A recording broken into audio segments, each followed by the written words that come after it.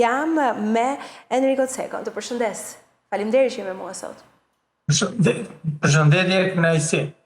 Mund na shpjegosh me fjalë të thjeshta, unë e di që është e vështirë që kur flasim për ekonominë të bëjmë atë ndarjen e asaj gjuhës që duket vështirë për të kuptuar dhe informacionit që shkon tek qytetarët, por besoj se ju mund ta bëni një gjë tillë.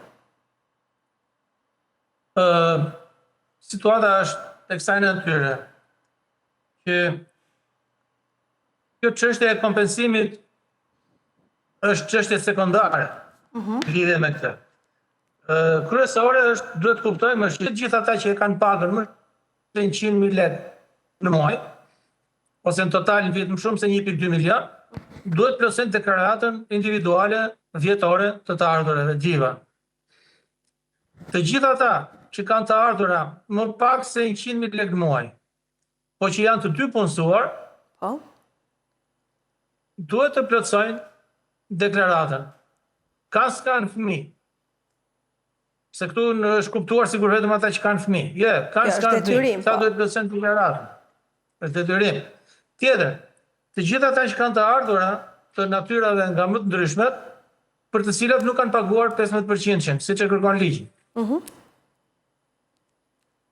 Ke fituar në këto platformat online, ke luajtur me këto, se këta e quajnë lojta, ai është investim.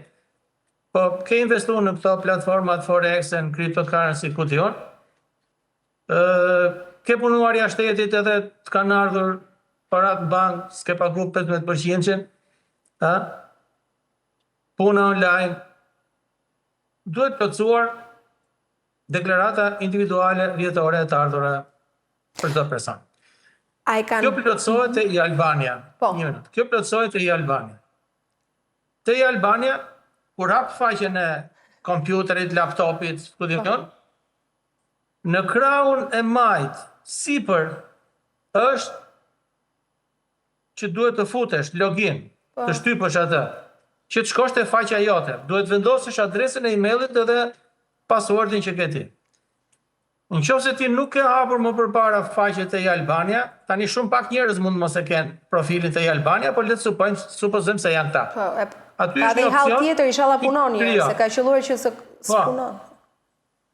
Shiko, deri në datën 22 janar sistemi ka grumbulluar dhënat. Çka ka ndodhur me vitin e kaluar me pagat e gjitha prej nesh. Kështu që mbas datës 22 do fillonte deklarimi i të ardhurave deri në datën 31 mars. Shiko, kemi edhe këto probleme tani që po dalin, që jo po hakerimi, jo po problematik me prokurimet publike. Ka denoncime që s'punon. Shumë e drejtë. Atëre nëse nuk punon edhe deri në datën 31 mars, atëre do shtyhet afati. Logjikisht po. Logjikisht do shtyhet afati. Nëse nuk ke profil te Albania, është një fjali më poshtë aty që thotë krijo profilin tënd. E shtyp atë butonin aty, krijon profilin, emër, atësia, mbiemër, datë lindje, gjithë dhënat që kërkohen. Do vendosësh një adresë emaili funksionale, edhe se problemi në Shqipëri është që njerëzit i ndrojnë adresat e emailit 50 herë në 30 ditë. Do vendosh edhe një numër celulari, edhe prapë ky është problem, se shqiptarët e ndrojnë numrin e celularit 365 herë në vit. Duhet jenë stabil to, një adresë emaili dhe një numër celulari duhet jenë stabil për dhe krijohet faqe internetit, të bëjnë 2-3 pyetje aty, kështu pyetje sigurie. Si e ka emrin fruti jut i preferuar, si e ka emrin qeni i kushëririt, ku diun, si e ka emrin, në çfarë fshati ka lindur gjyshi. Janë pyetje sigurie, por që i di vetëm ti, është shumë normale kjo. Dhe krijohet faqja. Tani shkon sipër, krijohet faqja dhe del një deklarata. Do shtypësh deklaratën dhe të del një buton aty, formo deklaratën. E formon deklaratën. Deklarata formohet automatikisht sepse Albania është e lidhur me zyrën e sigurisë shoqërore edhe me vendin e punës ku punon ti, ku janë deklaruar gjithë pagat, dhe të krijohet deklarata. Nëse nuk ke çështje me fëmijët e me pagesat e ku diun, krijo deklaratën dërgo printa, sepse duhet ta dërgosh deklaratën. Edhe për ata që i kanë të ardhurat më pak se 100.000 lekë në muaj. Po që nuk e dini, një sekund. Ka njerëz që janë në dyshim. I kam 100.000 lekë të ardhurat apo nuk i kam? Ose një muaj i kanë 100.000, një muaj i kanë 98. Dhe me që se janë të pasigurt, e krijojnë deklaratën, po kur shikojnë që shuma totale e parave është më pak se që kërkon ligji, e lën deklaratën mes e krijuar. Kujdes, duhet dorëzu deklarata se hani gjop. Me demek, jep 1 lekë e hyn vallë edhe jep 100 lekë s'del dot nga vallja. Pra, po fillove me formu deklaratën, duhet ta çosh deri në fund. Edhe po mos i kesh shumën totale për të cilën duhet të deklarosh të ardhurat. Tani vim te këta që kanë fëmijë. Po. Të gjithë që janë të punësuar, që kanë të ardhura më pak se 1.2 milion dhe që kanë kryer shpenzime për fëmijët, për shkollimin e fëmijëve deri në 1 milion lekë vjetra, deri në 100.000 lekë, do ta vendosin aty shumën sa kanë harxuar për fëmijët, që është pagesa e shkollës private, kurse, kualifikime dhe trajnimi për gjuhë të huaja, për teknologji informacioni, për to kompjutera, dizajn, por do vendosin numrin e llogarisë së tyre, do vendosin certifikatën familjare dhe faturën që kanë bërë pagesën e shkollës.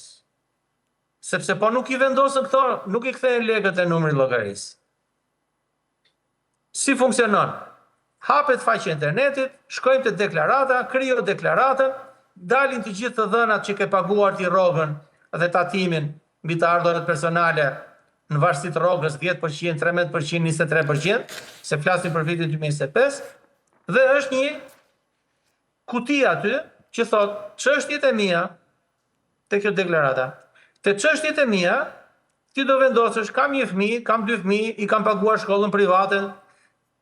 Kjo është fatura, ky është numri llogarisë. Vetëm atëherë mund ta dërgosh deklaratën që të fitosh këtë pjesë. Dhe faturën do ta mbash në shtëpi deri në 3 muaj mbas datës 31 mars. Nga 31 marsi deri në fund qershorit, atë faturën origjinale do ta mbash shtëpi. Certifikata familjare. Certifikatën familjare s'ke nevojë të shkosh te lagja të marrësh certifikatën. Po, se ke. Te profili jot e Albania, shkarko certifikatën familjare, të del certifikata. Dhe atë, si që kenë kompjuter, e bën direkt download dhe bën upload. Për këta që kanë fëmijë, 9-18 vjeç, përfitojnë për çdo fëmijë 48.000 lekë që i njihen si shpenzim për fëmijën, ka bërë shpenzime për fëmijën, s'ka rëndësi fare, po i njihen si shpenzime gjatë gjithë vitit. 1 fëmijë 48.000 lekë, 2 fëmijë 2 herë 48, 3 fëmijë 3 herë 48 e me radhë. Tani, kush ka të drejtë që të plotësoj formularin? Po. Prindi që ka rrogën më të madhe do plotësoj formularin. Supozojmë se është bashkëshortja që e ka rrogën 82.000 lekë në muaj dhe bashkëshortja ka rrogën 70.000 lekë në muaj. Për të përfituar kompensimin për fëmijët, deklaratën do ta plotësoj bashkëshortja, sepse ajo ka rrogën më të madhe. Dhe këto aty te çështjet e mia do vendosin sa fëmijë ka 9-18 vjeç. Tani, nuk është se do fitoj 48.000 lekë për fëmijë që do t'i futet te numri llogarisë, nuk është shumë. Do bëhet diferenca midis sa taksa ke paguar nga rroga, tatimi mbi të ardhurat personale gjatë vitit, me shumën e 48.000 lekë sa fëmijë ke. Pra, le të marrim një person që e ka rrogën 100.000 lekë në muaj. Po. Dhe i ka të ardhurat 1.2, fiks. Ka paguar 100.000 lekë për shkollimin e fëmijëve. Ka dhe 2 fëmijë. 48 e 48 bën 96. Nëse ka paguar gjatë gjithë vitit 1.5 milion lekë. 150.000 lekë taksa. Do i zbritet 100.000 lekëshi i shkollës, edhe 96.000 lekëshi i pagesës për fëmijët, 48, edhe bën 150 minus 196, do marri këtë 46-ën, diferencën. Se është me minus. Ose po ta bëj 196 minus 150, 46, do marri 46.000 lekë në total, që do t'i kthehen te numri llogarisë. Kuptova. Kështu funksionon. Qartë, e kemi bërë një shpjegim me detaje si ty edhe në Albania, imagjino, nuk e mendova që të shkonim së bashku deri këtu, por t'jam falenderuese. Po, nga fillimi i procesit deri në fund duhet do shpjegu. Do t'jemi të qartë. E bëjmë ne në kuadër të informimit të opinionit publik, po duhet ta bëjnë edhe ato institucionet që paguhen për këtë punë. Patjetër, shiko. Është e mira që në momentin që del një ligj, një vendim i Këshillit të Ministrave, një rregullore, personi që është përgjegjës për komunikimin për marrëdhënien me publikun dhe komunikimin me publikun atë institucion, brenda 24 orëve do të dalin media dhe të informojnë publikun si funksionon. Ne jemi me një teknologji të jashtëzakonshme, ku di unë, po besoj një pjesë e mirë e shqiptarëve me paga mesatare kanë të vështirë që realisht të bëjnë gjitha këto proceset. E për këtë ne paguajmë taksat tona. Absolutisht, është edhe era parë që po bëhet ky proces për ata që kanë fëmijë, sepse për herë të parë për deklaratën e vitit 2025 bëhet kjo çështja e kompensimit për fëmijët nën 18 vjeç dhe për pagesën e shkollave private, po që kjo është fuqia e medias. Qartë. Ta ndryshoj pak. Kjo është fuqia e medias. Unë jam 100% i bindur që çdo teknik që do ta pyesni, çdo ekspert që do ta pyesni për këtë çështje, plus minus 5% kështu si unë do ta shpjegonte.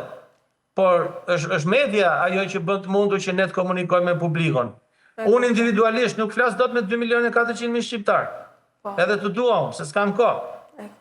Edhe sikur të isha kështu pushime të merresha me shqiptarët. Po jeni ju që na e krijonin këtë mundësi. Detyrën, edhe është një bashkëpunim fakt që realisht këtë jemi falenderues. A do të pyes për diçka tjetër? Ta ndryshoj pak temën? Patëm një skandal i cili lidhet po me teknologjinë edhe është ajo dosja e famshme e Akshit. Pse po ju pyes ju? Po ju pyes ju sepse përveç hetimeve që realisht po bëhen dhe ka pritshmëri dhe është shumë e thellë se na tregoi se çfarë korrupsioni e krimit organizuar kemi aty, ne u përballëm me Albanian apo edhe me Akshin me një mos akses. Vërshuan zërat se mund të manipulohen të dhënat. Avokatët në këtë studio, por jo vetëm, thonin që po tjetërsohen pronat, pra duke parë madhësinë e skandalit të Akshit.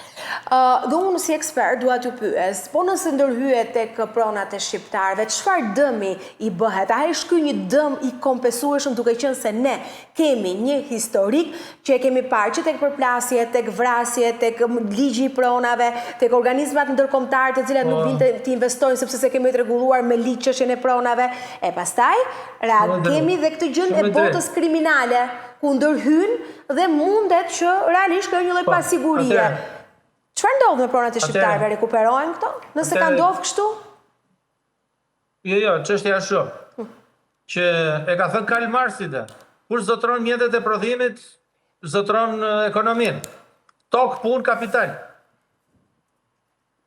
Pra toka puna kapitali. Kur zotron mjetet e prodhimit, zotron ekonominë. Tani, ç'a ndodhi me ligjin 7501? U tjetërsu prona. Po. Tani, ata që tjetërsuan pronën, kanë një cop dokumenti aty, që ja dha ligji 7501, në një kohë që ai që është pronari i vërtet i tokës, bredh për të kërkuar të vërtetën, dhe tani ç'a ndodh? Është e drejta te Albania që secili të aplikojë për pronësinë e tokës, të truallit, të apartamentit. Është e drejta te Albania. Puna është se kush shkon më përpara, zë radhën aty, shkon edhe bën edhe ca pagesa në dorë aty, edhe e bën pronën të vetën. Edhe pronari vërtet vjen vërdall me gjykata e shikoni kur kërkon kartelën e pronësisë, i vjen që pronari është diku tjetër. Është dikush tjetër. Shiko, aty te ajo është një emision që jep një televizion që është privat si puna juaj, që bën të dielën një emision me këto konfliktet. Qa shikojmë atje ne? Shikojmë njerëz të cilët përplasen për 3 pllaka apartamenti, për bolierin e tualetit, ku diun. Kjo është situata. Njerëz të cilët ndër vite kanë hedhur në sistem sikur kanë pronë të tyre tokën, apartamentin e tjerë, në një kohë që pronarët e vërtet vinë vërtet tani në përgjyqje për të gjetë dokumentat edhe për të prona është e shenjtë. Prona është e shenjtë. Po kjo është situata. Dhe patjetër që edhe nëpërmjet aplikimit online, por edhe duke falsifikuar procedurën, procesin, dokumentacionin, është e mundur që sistemi të korruptohet.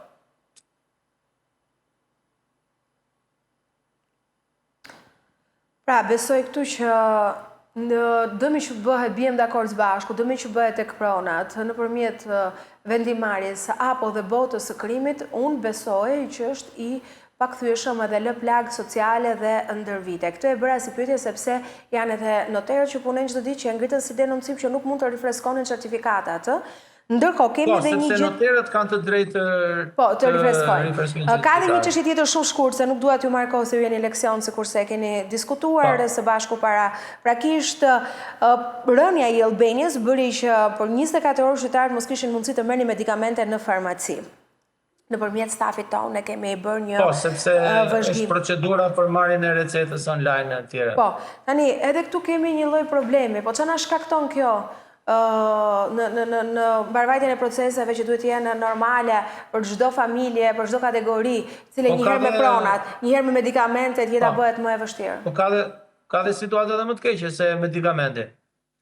Sepse te receta do më kuptohet që ndoshta ai personi ka dhe një 2-3 kokra rezervë derisa të dalë receta. Po ata që kanë probleme shëndetësore dhe shkojnë bëjnë analizat, edhe analizat duhet i dalin te Albania, që pastaj duhet i printoj analizat e t'ja çojë mjekut ku do vizitohet. Ai mund të jetë i smur rënd që duhet shtuar në spital. Ku ta gjej ai rezultatin e analizave që ka bërë? Pasëm ka bërë analizat ditën e shtunë? Po. Edhe duhet ditën e hënë t'ja paraqesit doktorit. Apo dhe doktori i lagjes, mjeku familjes, ka drejt të shikojë ato analizat edhe online vetë ai, sepse ka sistemin. Ndërkohë, i Albania nuk është një gjë që po na japin falas, është një gjë që paguhet me taksat tona. Jo, paguajmë ne. E paguajmë ne. Që të shpjegojmë. Ka qenë është qindra miliona euro ndërtimi i sistemit. Po. Vetëm kam përshtypjen se vetëm gjatë 2-3 viteve të fundit janë bërë gati 400 milionë euro prokurime publike për këtë çështje. A mendon që lekët e akshit, dosis akshit mund të kthehen sërish? Dëmi jashtëzakonshëm, se më ngacmon. Shiko, ky është unë e kam thënë edhe para 3-4 vitesh, kur ndodhi kjo pjesa e hakërimit e këto, qeveria shqiptare i detyrohet çdo shqiptari të paktën 10.000 euro për dëmin që i është shkaktuar nga hakërimi i të dhënave personale herën e parë. Po kur thashun këtë, fillon të qeshin ata që merren me këtë punë. Po tani nuk është më 10.000 euro. Tani dëmi ka vajtur 50.000 euro për frym. Sa? 50.000? Sepse nuk është kollaj. Po, sepse nuk është kollaj të vjedhin ty dokumentat e pronësisë. Apo ja, nuk është kollaj që dalin ty të dhënat e kartave të bankave, edhe passwordet e çaketit dokumentacion aty. Edhe të bëhet publike gjendja jote shëndetësore. Se kjo është te pjesa e mbrojtjes dhënave personale. E dini çfarë thot ligji shqiptar për mbrojtjen e dhënave personale? 2 milionë euro gjop për çdo person, nëse dëmtohen dhënat personale. Ligji i shkurtit vitit 2025 për mbrojtjen e dhënave personale. Minimalisht subjektet që nxjerrin dhënat personale pa pëlqimin e qytetarëve e kanë gjopën 2 milionë euro. Ose 5% të xhiros vjetore. Tani, kur është institucion publik, është 2 milionë euro. Merrit gjithë shqiptarët që janë hakëruar të dhënat nga akshi dhe i jepi 2 milionë euro, se kështu e kërkon ligjin. Vete ke për ligjin. Ligji i shkurtit për mbrojtjen e dhënave personale ka hyrë në fuqi në një shkurt të 2025. E ka kalu parlamentin në 19 shkurt të 2024. Një muaj sa u botun fletoren zyrtare, edhe një 10 ditë sa hyri në fuqin fletoren zyrtare, sa hyri në fuqin pas botimit fletoren zyrtare, në shkurt vitit 2025, lexoni ligjin për mbrojtjen e dhënave personale, çfarë thotë? Është 2 milionë euro gjop që duhet paguaj subjekti, sepse kanë nxjerrë dhënat personale të qytetarit. Edhe e dhënë personale tipike, e dhënë personale quhet çdo gjë që mund konsiderohet e dhënë personale. Numri i celularit, emaili, pasuardet, kartela mjekësore, recetat që ka bler, faturat që ka bler personi, që janë që gjitha te Albania. Hakrimi i gjithë dhënave që janë te patenta e shoferit. Ajo që doli për rrogat, që dolën rrogat, e mbani që dolën rrogat për pra kjo është dhënë personale. Sa e kam rrogën ti, se ka rrogën ju, s'duhet ta dish kush tjetër, pa pëlqimin tënd. Atëherë kush e nxjerr atë që ka ndalë rrogat, është i detyruar të paguajë 2 milionë euro për person. E thot ligji. Edhe një herë, ligji shqiptar për mbrojtjen e dhënave personale, në momentin që një dhënë personale pa pëlqimin e personit del jashtë sistemit, është 2 milionë euro gjoba. E kuptoni do nëse qa... Kuptoj, kam qartë, po ideja është që ne jemi në kushte tjera kur këtu diskutojnë të dhënat nga bota kriminale, krejt normale, kur të gjitha para që të shkojnë për investim nga 2 bën 4, duke u vjedhur kur këto dhënat tona janë në duart të atyre që hetohen si grupi strukturuar kriminal, ndaj dhe poheshtja, janë arrati sot dhe poheshtja. Por gjithsesi ndoshta do rikthejmë edhe në ditët në vijim, për sot faleminderit që mu bashkuat në këtë komunikim. Personalisht e shikoj me shumë interes të çështjen e ligjit për mbrojtjen e dhënave personale. Atë do trajtojmë. Sepse e kanë marrë me shumë shaka këta. Edhe subjektet publike dhe subjektet private.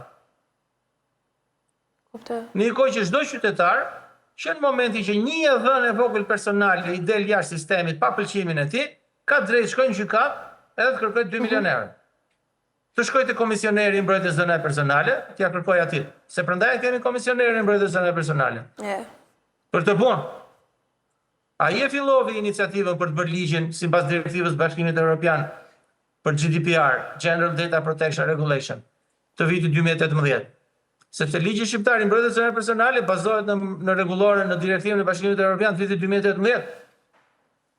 General Data Protection Regulation. Faleminderit. Do hyjmë në Evropë apo? Do e shohim. Do analizojmë. Me sistem që agërohet një herë në javë, edhe dalin recetat e shqiptarëve në Bruksel. Dalin, edhe nga 2 bëheshin 4 tenderat, edhe dilnin aty në dosje duke thënë nga 2 e bëjmë 4, s'ka problem. Puna është të na i hetojnë edhe do t'i kthejnë ato lekë mbrapa, se ne kemi histori të korrupsionit ku lekët nuk kthehen mbas. Bën burg, del, vazhdon jetën dhe ti trashëgon. Po, normal, s'ka problem. Shkon 5 vjet aty brenda, bëre 40 milionë euro, janë rregull. Është fatkeqësi kjo, përse ne diskutojmë si ironi apo është e pranuar, po. Kjo është ironia, kjo është ironia e faktit. Ai e bën me dëshirë atë 5 vjet që në aty. Sepse di shumë mirë që kur dali ka 40 milionë të numri llogarisë. Po burgu është burg në fund ditës, megjithatë unë të falenderoj. Po e di çfarë u mbet ai personi? U mbet vetëm drejtën që të mos zgjidhet deputet. Kaq. Në qoftë se je për ndjekje penale ke kryer vepra përjashtohesh nga drejta për të kandiduar si deputet. Por edhe 5 vjet për të punuar në administratën publike, e po pse çand. Ai ka 40 milionë euro në numrin e llogarisë. Të përshëndes tani, se kemi leksionin, po dhe mua presin të ftuarit e radhës, kënaqësi si gjithmonë, do të jemi sërish së bashku. Të përshëndes një herë. Gjithashtu.